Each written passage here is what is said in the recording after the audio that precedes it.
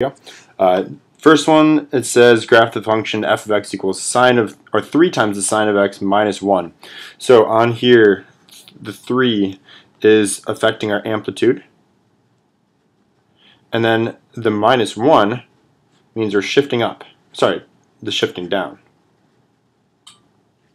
We're shifting the whole graph down by 1. Every other point's going to stay the same. Now, in case you don't recall what the sine graph looks like, let me just draw a regular sine graph. So it goes at 0, 0, has a peak, and I'm going to draw this, well, actually I'm going to draw it smaller so that I can fit everything on here. So we're going to do a scale of 1.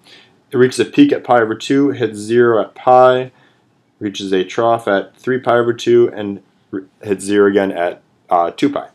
So our graph would look something like so, and then mirror image, well, not mirror image, but the pattern keeps on continuing on the other side. So that's what sine of x looks like.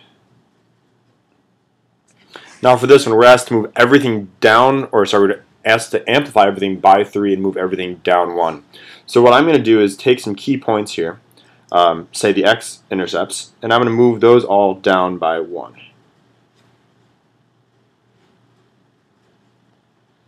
So taking those intercepts and moving those all down by 1. So that kind of creates a new midline here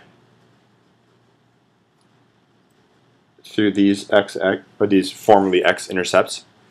Now the peaks and the troughs are still going to be at the same x values, they're just going to be amplified. So it used to be an amplitude of 1, now we're going to have an amplitude of 3. So from the midline up to 3, and then from over here, the midline down 3.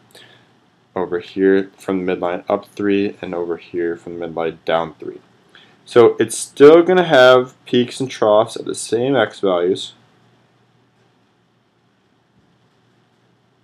but the amplitudes are going to be much greater. So it's been amplified by 3 and shifted down 1.